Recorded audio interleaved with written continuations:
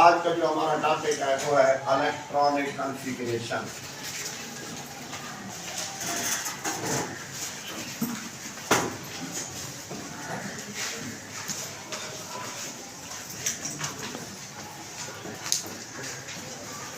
Electronic configuration बेटा इसका मतलब ये होता है कि कॉन्फ़िगरेशन मीन तकसीम, इलेक्ट्रॉनिक मीन इलेक्ट्रॉन की तकसीम।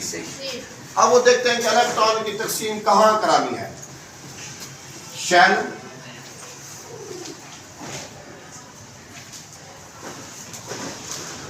और सब शेल में एनर्जी की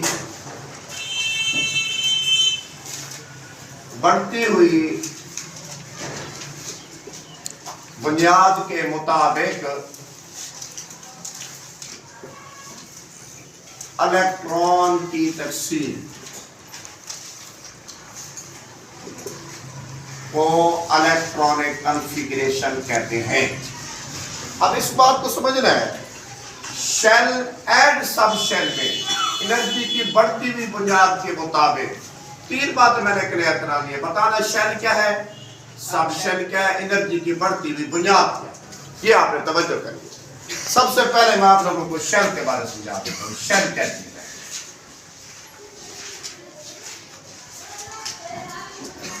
न्यूक्लियस के गिर्द वो जगह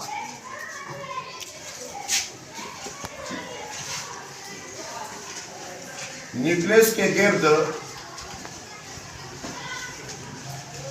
वो रास्ता जहां इलेक्ट्रॉन गर्दिश करते हैं, जहां इलेक्ट्रॉन गर्दिश करते हैं उसको शेल कहते हैं। अब न्यूक्लियस के गिर्द वो रास्ता जहां इलेक्ट्रॉन गर्दिश करते हैं, फॉर एग्जांपल ये हमारे पास सेंटर है, न्यूक्लियस है। अब उसके इर्द गिर्द ये वाली जो जगह है,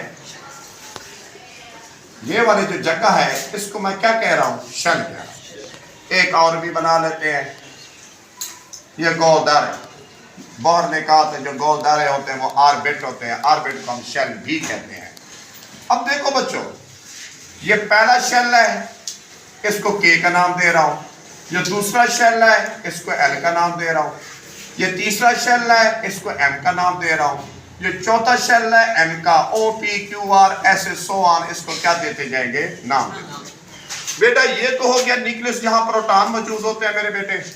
अब ये वो रास्ता है, ये वो पाथ है जहां इलेक्ट्रॉन गर्दिश करते हैं। उनके नाम मैंने बताया, कैपिटल वर्ड इस्तेमाल करना है आपने, के एल एम एन। ये वो जगह है जहां इलेक्ट्रॉन क्या करते हैं, गर्दिश। उसको हम क्या कहते हैं, शेल का नाम। क्या बच्चों शेल की तारीफ समझ आ गया बेटा? उसके बाद है सब शेल। सब शेल क्या चीज है? सब शेल का मतलब है शेल का हिस्सा। सब शेल, शेल के मजीद, शेल के अंदर मजीद जो रास्ते होते हैं ना, उनको सब शेल का नाम देते हैं। अब वो रास्ते क्या, उस रास्ते का मतलब है वो मकामात शेल में, वो मकामात, वो जगह जहां इलेक्ट्रॉन के पाए जाने के इम्कानात ज्यादा होते हैं, उन्हें सब शेल कहते हैं। इनको इंग्लिश के छोटे हरूफ से ज़ाहिर किया जाता है। इनको अंग्रेजी के वो बड़े हरूफ थे, के एल एम एन, अंग्रेजी के छोटे हरूफ। और वो कौन से हरूफ है, एस पी डी एफ। ये किसका मुखफ़फ़ है, वो आपकी क्लास के अंदर इतना डिटेल नहीं है, और समझा देता हूं आप लोगों को। तो एस पी डी और F, sharp, principal, fundamental, F से मुराद, डी से मुराद डिफियन। अब इसका मतलब ये हो गया, यहाँ इनको एस भी जहर किया गया, पी भी जहर किया गया, प्रिंसिपल भी कहते हैं, डिफ्यूज का लफ्ज इस्तेमाल करते हैं, फंडामेंटल का वर्ड भी इस्तेमाल कर रहे हैं। इनका मतलब क्या है? इनका मतलब ये है कि ये जो SPPF है इनकी जगह है किन के अंदर? शेल के अंदर। तो इसका मतलब है ये शेल के छोटे हिस्से हैं, इसलिए इसको क्या कहते हैं? सब शेल। मैं एक मिसाल दूं, जिस तरह ये हमारा स्कूल है, स्कूल हमारा एक शेल है, बच्चे हमारे इलेक्ट्रॉन हैं।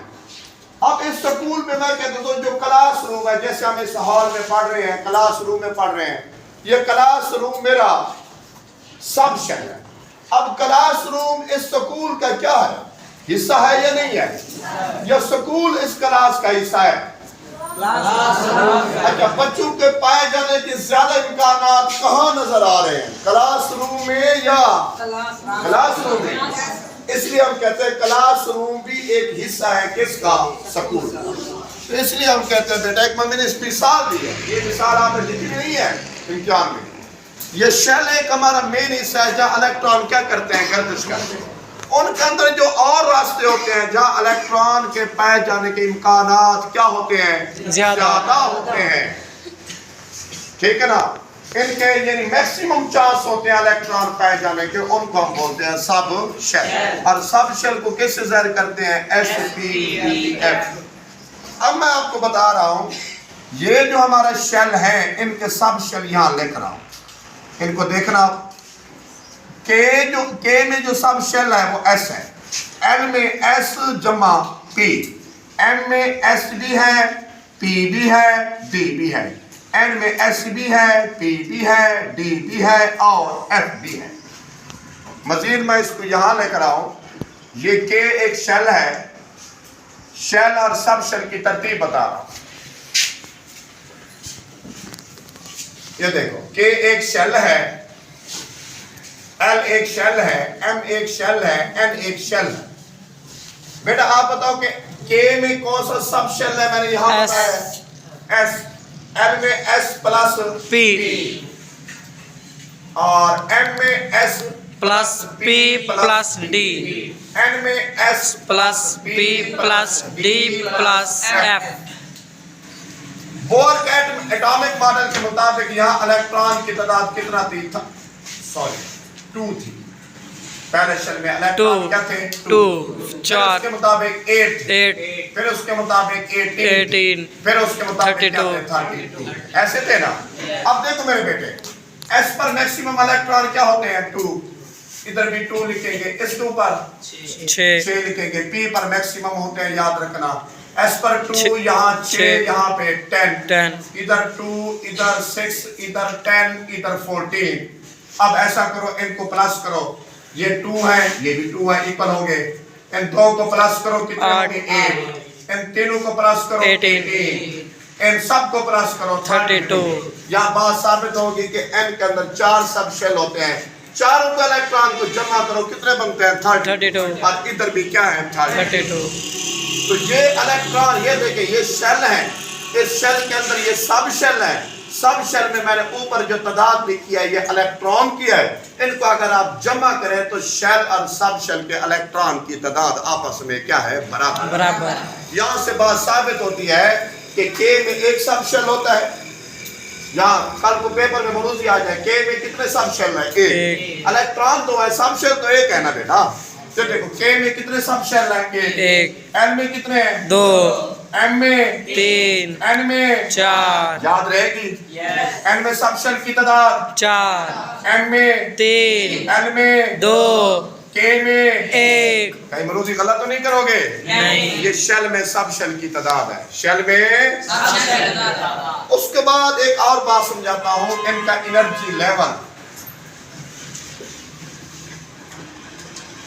एनर्जी लेवल की बुनियाद पर इनको तरतीब दिया गया है।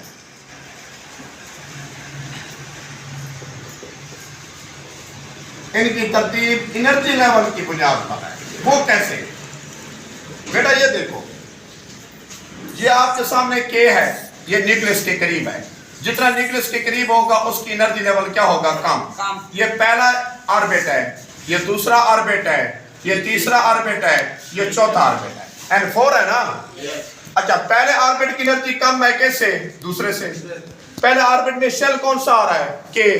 तो इसका मतलब है K की जो एनर्जी लेवल है, K का जो एनर्जी लेवल है ये कम है, कैसे बताओ, L से। L से।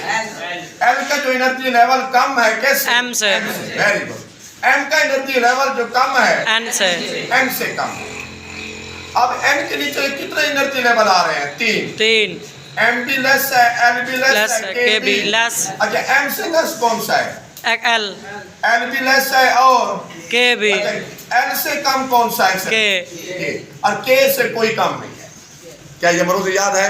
यस। दोबारा इस बात को समझो बेटा। N एक शेल है, N से कम एनर्जी वाले कितने हैं, 3। 3 हैं। कितने हैं, 3। फिर N से कम एनर्जी वाले कितने हैं, 2। N से कम एनर्जी वाला 1। यानी सबसे कम एनर्जी किसकी है, K की। सबसे ज्यादा एनर्जी किसकी, N की। अब पॉइंट समझ आया नहीं आया? या। ये एनर्जी लेवल की बुनियाद पर आप कह सकते थे सर यहाँ K है तो इसको यहाँ क्यों न रखा गया, बेटा K की एनर्जी सबसे कम है, सबसे ज्यादा एनर्जी यहाँ किसकी है, N की। किसकी है। एक बात और समझा दो, ये जो S है सबके अंदर आपको नजर आ रहा होगा S, ये देखो आपने K बराबर किसके किया, S। L के अंदर भी S है, M के अंदर भी S है, N के अंदर भी S है, लेकिन फिर आप कहेंगे सबकी एनर्जी बराबर है, नो। जो S N के अंदर है उसकी एनर्जी क्या है, ज्यादा। इसको 4S का नाम देंगे, इसको 3S का, इसको 2S का, इसको 1S। बच्चों बताओ इसको मैंने 1 का नाम क्यों दिया, क्योंकि इसमें K वाले को, ये देखो पहले शेल में है ना, पहले वाले S को 1, दूसरे वाले S को 2, तीसरे वाले S को 3, चौथे वाले S को 4। 4S कहेंगे। जब कहीं 4S लिखा करो समझ जाना N की उसकी जगह N में है, कहीं 3S लिखा करो तो उसकी जगह, कहीं 2S लिखा करो तो उसकी जगह L में, कहीं 1S लिखा करो तो उसकी जगह K में। एक बात और पूछता हूँ, P कहाँ से स्टार्ट हो रहे हैं, किस नंबर से, N2। L से स्टार्ट नहीं हो रहे ना, नहीं। इसका मतलब है P शुरू ही 2 से होते हैं, दूसरे शेल से हो रहे हैं ना बेटा। ये देखो अब P यहाँ तो नहीं लिखेंगे, P कहाँ से स्टार्ट हो रहे हैं, दूसरे से, 2P से। फिर इधर जो P होगा वो 3P, इधर जो P होगा 4P। अब यहाँ देखो D कहाँ से स्टार्ट, तीसरे से, M से, तीसरे से था तो D, 3D, 4D, 4D भी लगा सकते हो उसके अंदर, लेकिन 4D तो N के अंदर आएगा, N के अंदर आएगा। यहाँ तो 3D होगा ना। Yes। 4D कहाँ लगाओगे, N में, N में लगाओ। उसके बाद एक बेटा बताओ F कहाँ से स्टार्ट हो रहे हैं, 4 में, 4 में। इसका मतलब है F का स्टार्ट 4 से है।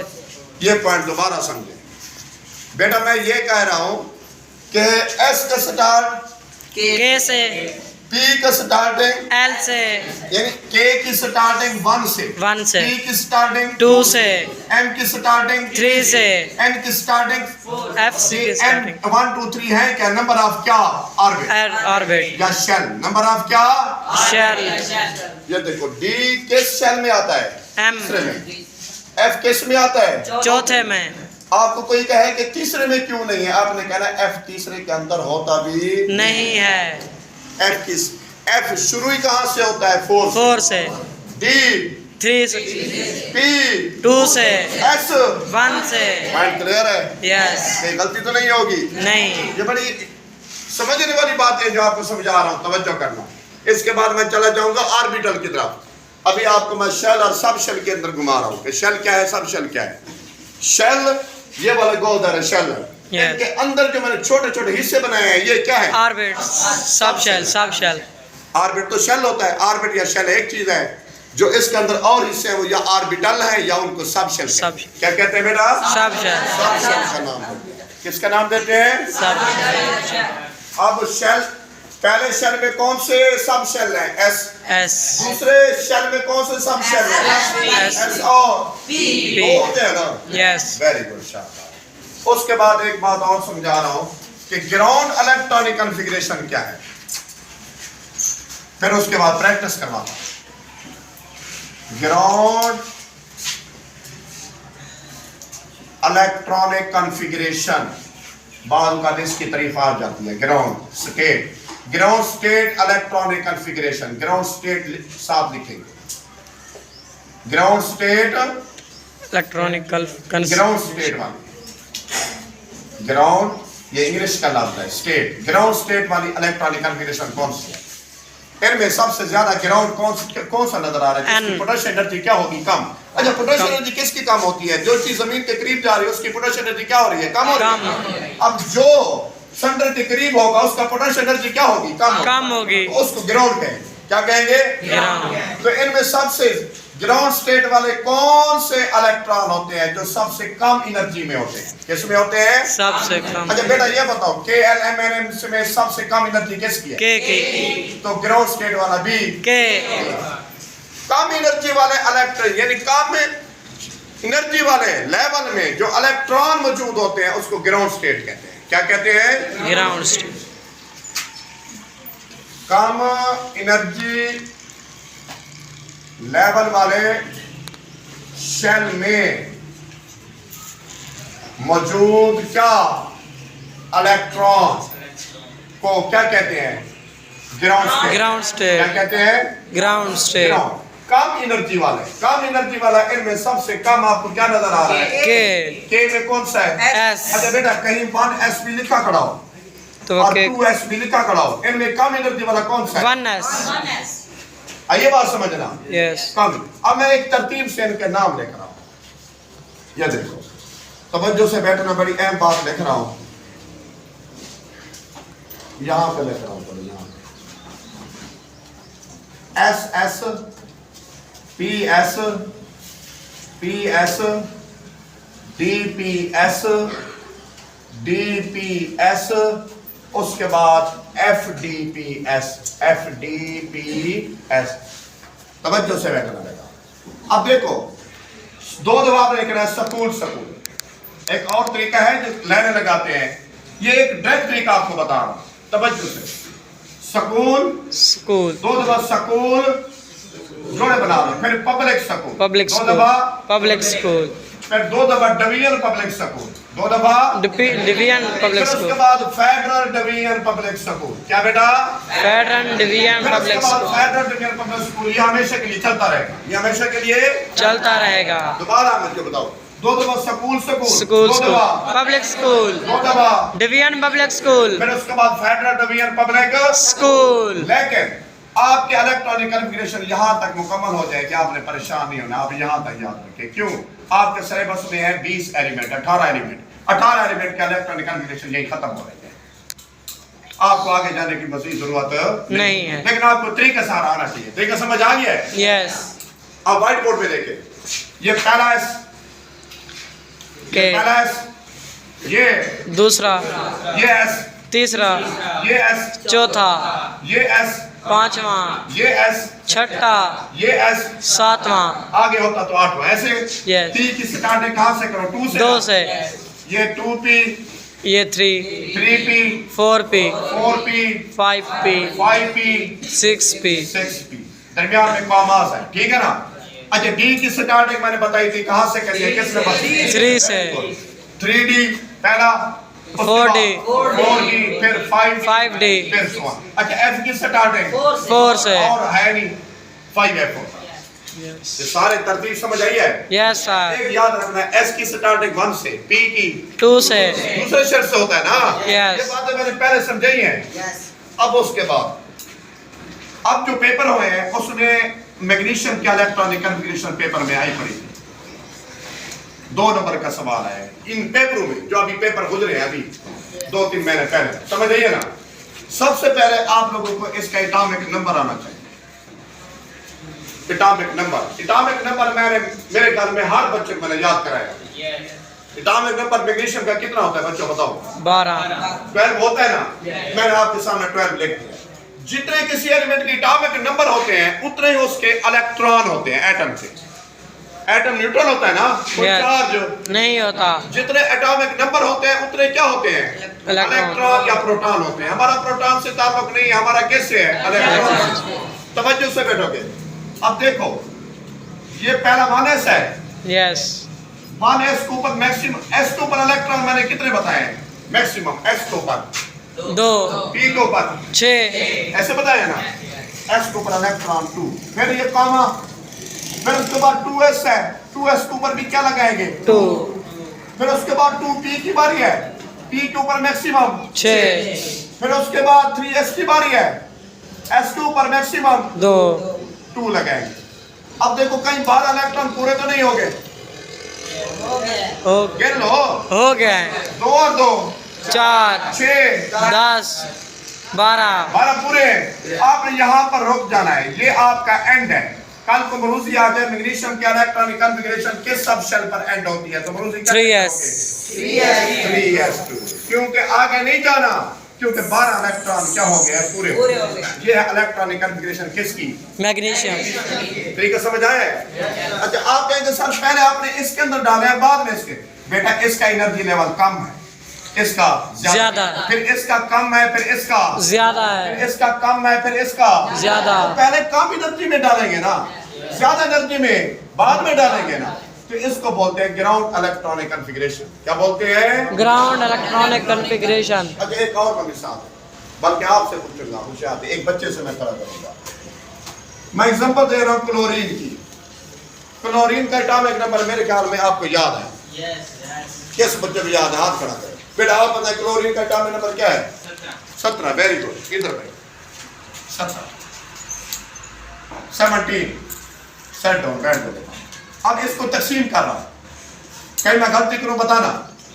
सबसे पहले क्या लिखूंगा? 1s 1s के ऊपर क्या लिखूं? 2 फिर उसके बाद 2s 2s, दो। फिर क्या लिखूंगा? 2p p के ऊपर 6 फिर उसके बाद 3s। ये तरतीब से लिखे गए बेटा, यस तरतीब से लिखेंगे। ये देखना जो लेफ्ट साइड पे है कम एनर्जी वाला है, जैसे हम आगे जा रहे हैं उनकी एनर्जी लेवल बढ़ते जा रहा है, एनर्जी लेवल बढ़ता जा रहा है। 3s के ऊपर क्या लिखो? 2 इलेक्ट्रॉन बताओ कितने हो गए? 12। लेकिन हमने जाना 17 तक। आगे जरूरत है। आगे 3p क्या लिखूं? 6 ये 6 18 नहीं हो जाएंगे? यस तो मेरे पास 17 इसके ऊपर क्या लिखूं? फिर 5 ये 5 पर इसका बेटा एंड। एंड आप समझ आइए नहीं है? नहीं है? आगे बेटा इलेक्ट्रॉनिक कॉन्फ़िगरेशन, इलेक्ट्रॉन मेरी बात समझे, जहां पूरे हो जाए आप वहीं छोड़ दें। मैक्सिमम 6 है, 6 से ज्यादा नहीं कर सकते, मिनिमम आप कर सकते हैं। डी में 10 है मैक्सिमम, आप 8 9 जितने आ सकते लगा सकते हैं, आप 10 से नहीं बढ़ सकते। ये पॉइंट। अब देखो एक और सवाल है, मैं एक और मिसाल समझा देता हूं। मेरे पास इधर देखें, सल्फर। सल्फर का एटॉमिक नंबर क्या होता है? 16 16। Very good. अब हाँ, इसको फिल करवाओ, क्या लिखो? 1s किस किया? 1s2 कामा, फिर आगे 2s 2s के ऊपर 2b। 2 आइए बात समझना। 2p 2p 6 6 उसके बाद 3s 3s के ऊपर 2 फिर उसके बाद 3s के बाद 3p 3p क्या लिखूं तो 16 हो जाए? 4 लिखूं, ये एंड है। यस 16 पूरे हो गए। यस इसका मतलब है इसके इलेक्ट्रॉनिक कॉन्फ़िगरेशन यहीं तक जाए। इनमें सबसे कम एनर्जी वाला कौन सा है? 1s सबसे ज्यादा इसका कौन सा है? 3p जैसे बढ़ते जा रहे हैं इनकी एनर्जी लेवल भी बढ़ता जा रहा है, ग्राउंड वाले हैं और ये हायर वाले। हायर वाले। कोई बात समझ आई है? यस इसके बाद आयन वाले कनेक्ट, ये बात क्लियर आ गई है? यस अच्छा, एक और मैं आपसे कराना चाहता हूँ, एक और पेपर। किस बच्चे को लगना जो कहे कि फुल कॉन्फिडेंस के साथ मैं कर सकता हूँ? ठीक है ना? ठीक है, आप क्लियर कर देना। इधर देखें, मैं एक एलिमेंट यहाँ पे लिख रहा हूँ, बोरान। उसका एटॉमिक नंबर क्या है बच्चों? 5। Very good. स्टार्ट करें बेटा। 1s 1s2 फिर उसके बाद 2s 2 फिर ये 4 हो गए ना? आगे 2p के ऊपर क्या लिखूं? वेरी गुड, बैठ जाओ, सेट हो। ये बेटा 2p1 पर इसका क्या हो गया? एंड इलेक्ट्रॉनिक कॉन्फ़िगरेशन बोरान की खत्म। मेरी बात समझ आइए ना? यस ऐसे इलेक्ट्रॉनिक कॉन्फ़िगरेशन करनी है आपने 18 एलिमेंट की। कोई तरीका समझ आ रहा है? यस इसके बाद मैं आयन का इलेक्ट्रॉनिक कॉन्फ़िगरेशन बाद में समझाऊंगा जब इसके ऊपर चार्ज होता है। अभी मैं एटम की समझा रहा हूँ। yes जब इसको बस चार्ज होगा ना इलेक्ट्रॉनिक कन्फिगरेशन, देखो ना, अगर नेगेटिव है तो इसके इलेक्ट्रॉन बढ़ा दूंगा। नेगेटिव का मतलब क्या है कि इसने गेन किए हुए हैं, हासिल किए हुए हैं। अगर पॉजिटिव है तो इनका इलेक्ट्रॉन क्या कर दूंगा, कम कर। फिलहाल एटम की समझा रहा हूं, जो इनका एटॉमिक नंबर है, पहले तो सबसे पहले आप लोगों को एटॉमिक नंबर आने चाहिए। क्या आने चाहिए?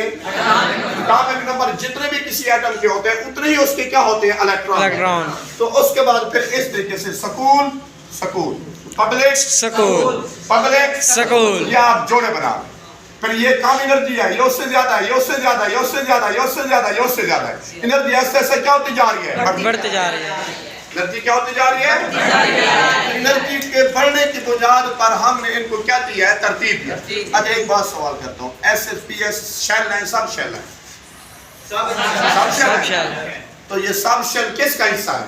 शेल का। मतलब हम तकसीम कर रहे हैं शेल और सब शेल। ये है हमारा टॉपिक, इलेक्ट्रॉनिक कॉन्फ़िगरेशन। क्या बेटा?